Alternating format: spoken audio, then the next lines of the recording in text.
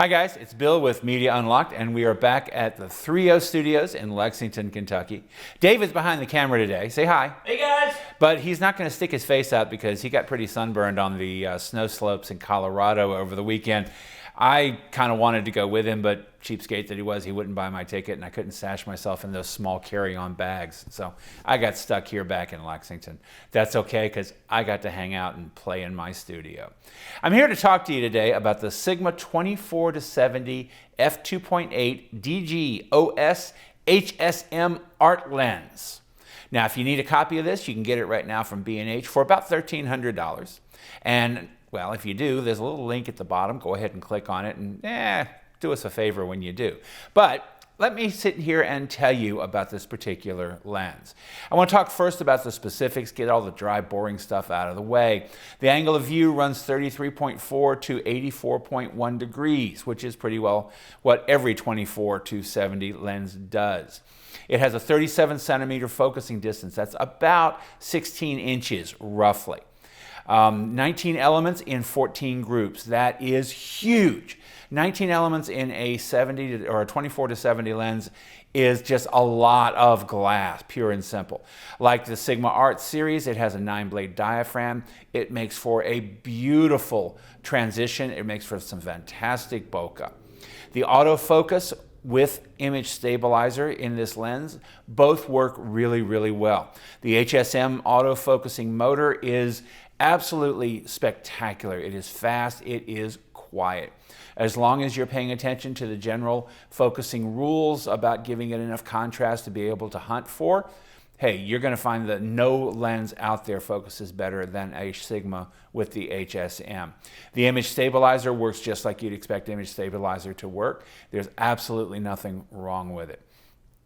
It has 3 SLD and 4 aspherical elements, which is really, really huge in a lens like this. Now, the one downside to the specs that I need to point out is actually a downside that comes from the good side. It weighs in at 2.2 pounds. Now, that is a big, beefy, heavy lens. In fact, I don't know of any other 24-70 that comes in with that kind of weight. The good news is that provides a great feel, an absolutely spectacular lens to work with. It is all metal. The connectors are metal as well. It is a big, beefy, comfortable build. This lens is going to hold up. It will take a few dings.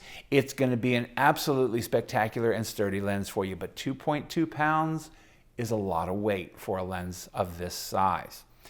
I tried it. I used it on my Canon 5D Mark III, and it fit nicely. It filled my hand. It worked beautifully. Did not try it on the Sony mirrorless cameras that we have here because, well, David was off with them doing a wedding and skiing in Colorado, so I didn't have a chance. But I have a feeling that if you put this on a small mirrorless camera, it's going to feel a little bit awkward. It just is a really heavy lens. Again, that's a good thing for the build, not good for those of you who are shifting over to mirrorless. In any case, this lens is a beast. I liked the lens. I used it when I went down to Tampa. I used it for a lot of studio shots here in Lexington, and I used it for street photography especially. Now, when I went to Tampa, I went down for a show. I was exhibiting in a gallery there for a weekend, so I didn't have an awful lot of time to shoot. Well, the guy I went with, my friend Tim, he's a photographer also, and he is really into cigar culture. And that meant that when we were down in Tampa, he really wanted to go down to Ybor City.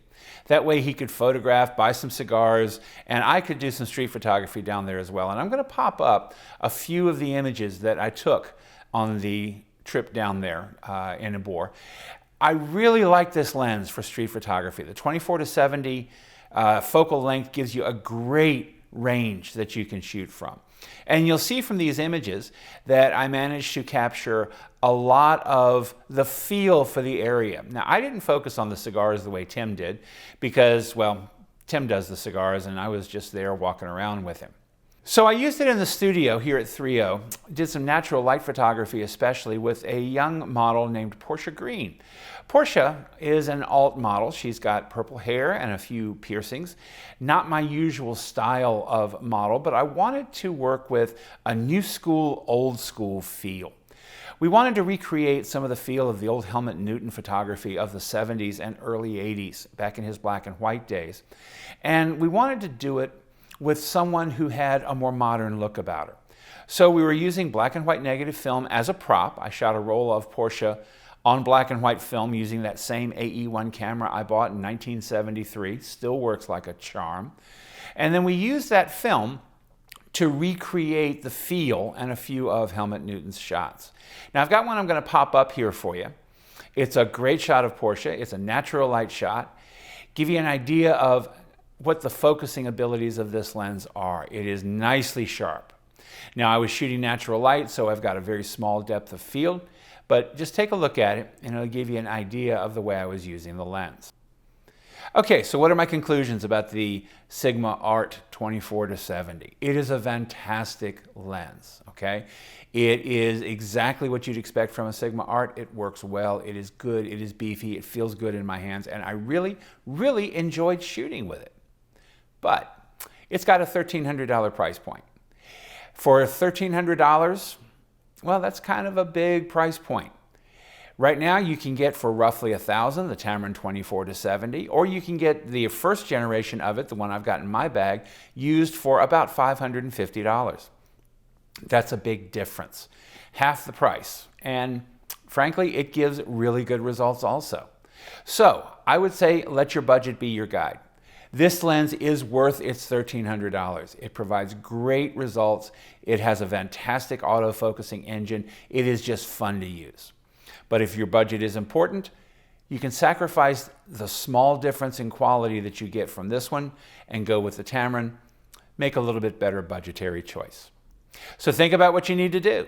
Go out and exercise that shutter finger, and I'll see you soon. You guys have made it this far. If you want to check out our newest video, it will be right here. If you want to check out the product, it will be down here. If you do happen to click on it and purchase it, it does give us a little bit of commission, and that helps me a lot keep making these videos. And of course, guys, right down below, go and leave a comment, hit that subscribe button, follow along. We'll catch you next time.